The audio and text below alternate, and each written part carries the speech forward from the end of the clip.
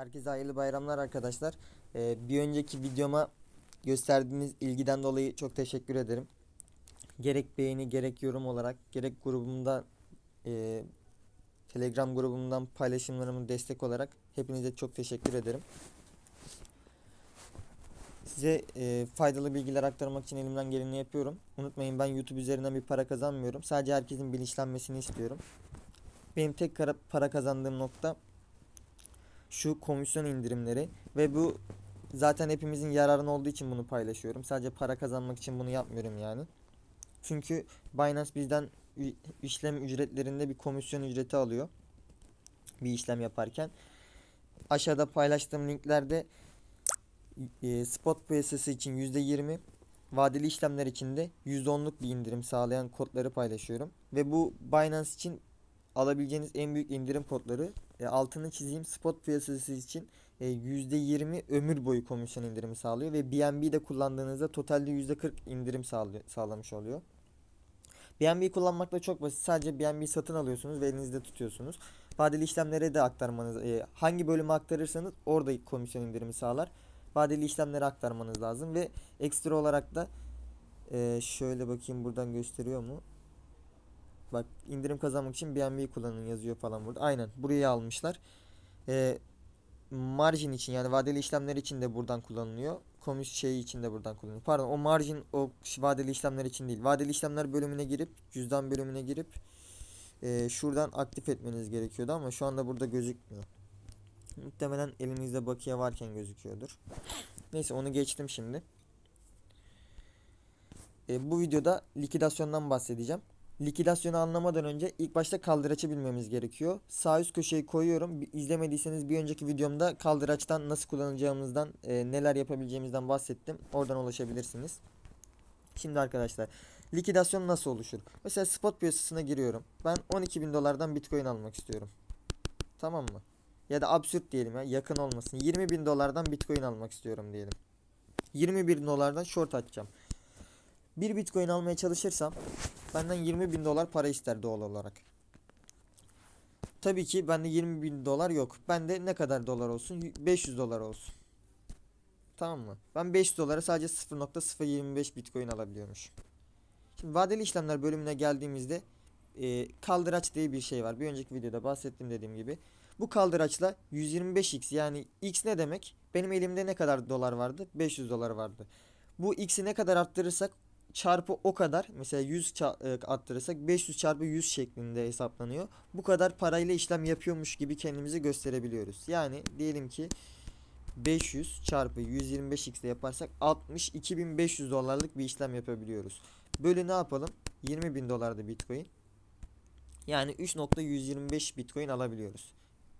Ne kadardı? 62.500. Hemen onu da teyit edelim. 3.25'ti. Gördünüz mü? Yok, bir dakika. 3.125'ti. 3.125'ti. 62.500. Doğru mu? Evet. Yani 62.500 dolarlık bir işlem yapabiliyorum. 125x ile. Şimdi vadeli işlemler bölümüne 500 dolarımızı aktardık.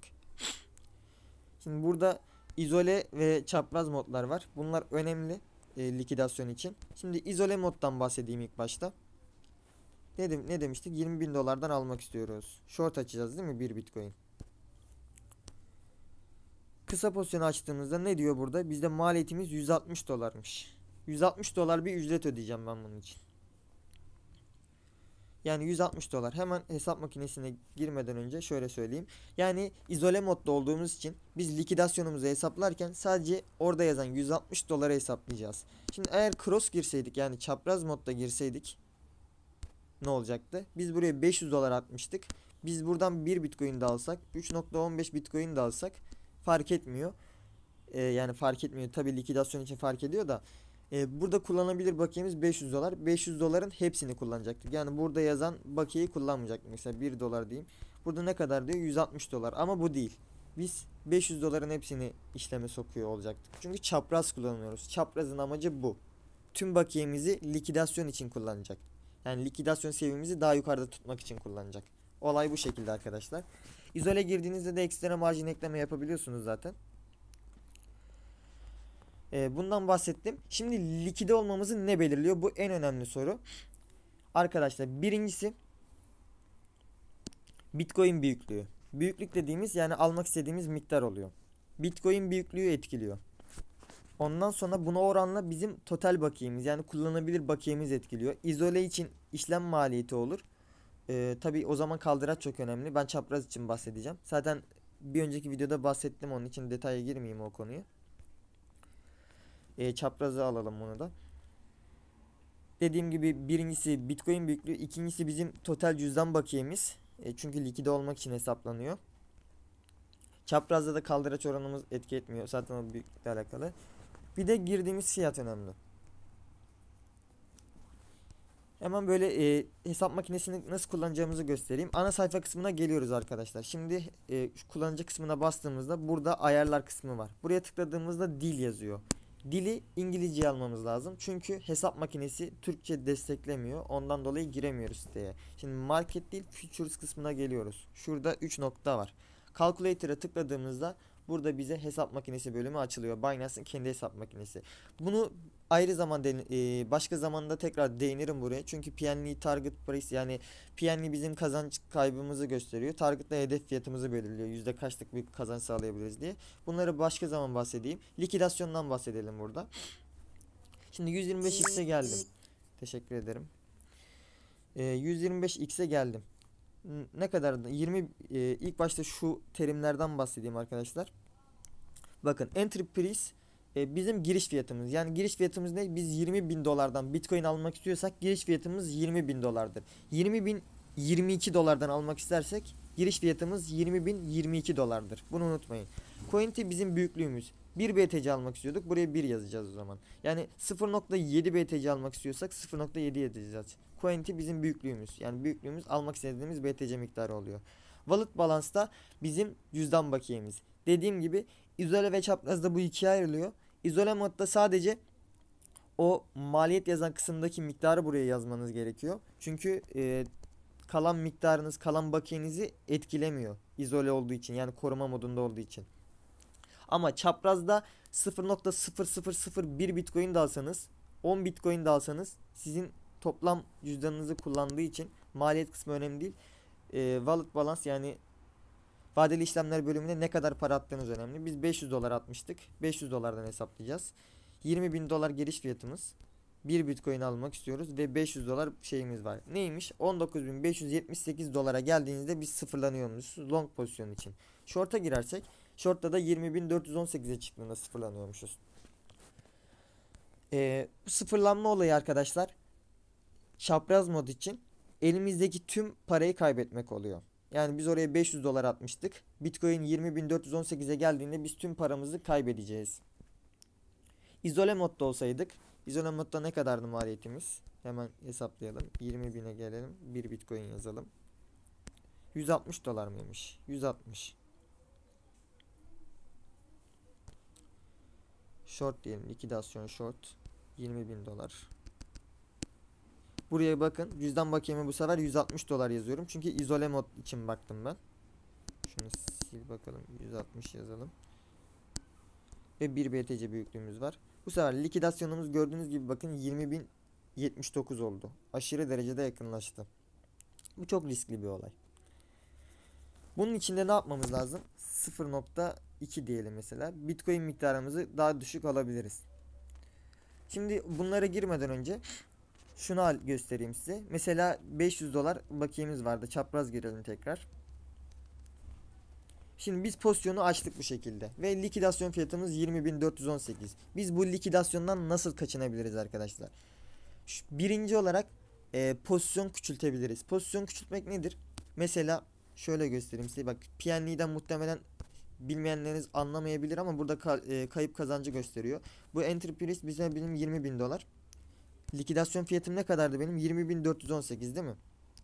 Mesela buraya 20.418 yazarsam ve 1 Bitcoin yazarsam hesapla dediğimde ne kadarmış? 418 dolar benim kaybımı gösteriyor.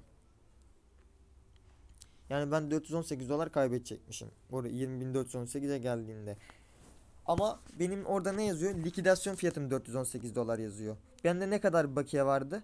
80 dolarlık bir bakiye. 80 dolar normalde bende kalması lazım ama o fiyata ulaştığımda sıfırlanıyorum, gördünüz mü? Neden arkadaşlar? Çünkü bu likidasyon fiyatı oraya değdiğinde arkadaşlar sigorta fonu diye bir şey var.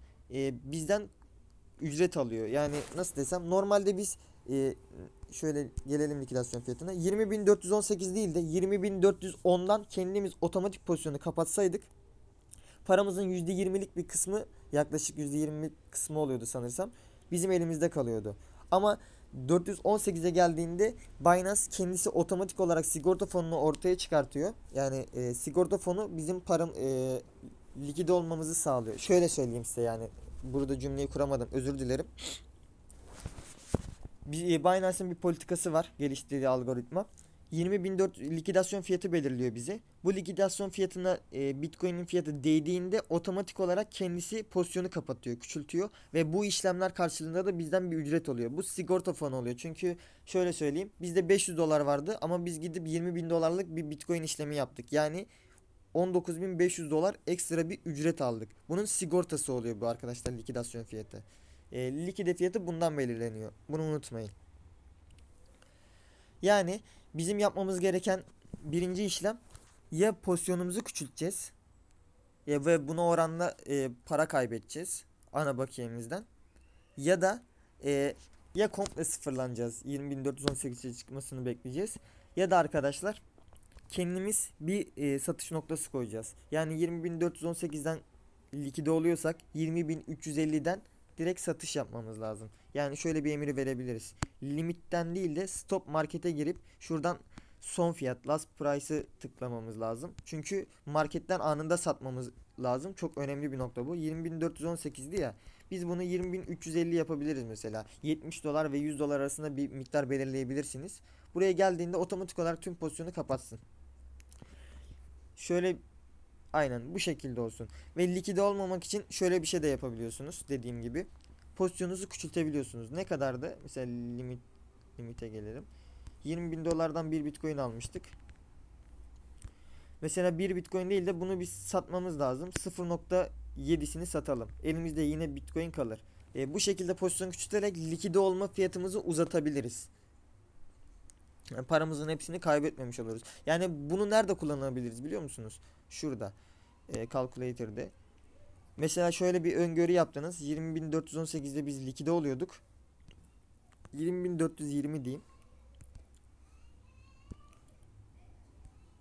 20.420. Büyüklüğümüz 1 BTC'ydi ve bakiyemiz 500 dolardı.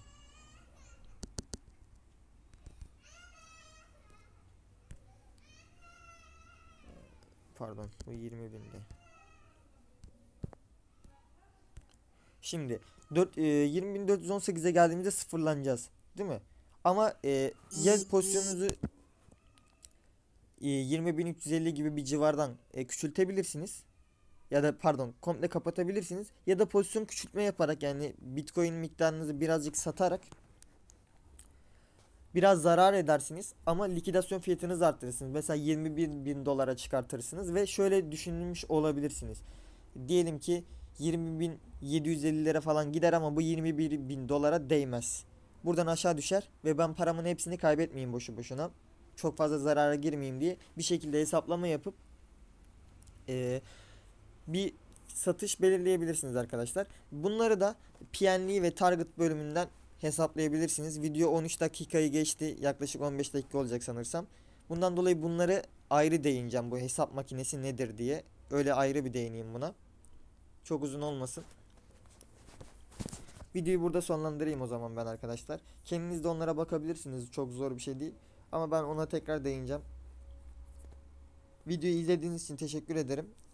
Görüşlerinizi yorumlarda benimle paylaşmayı unutmayın. Telegram grubum var, yine açıklama kısmında onu paylaşacağım. Herkese hayırlı bayramlar, bol kazançlar. Kendinize iyi bakın, hoşçakalın.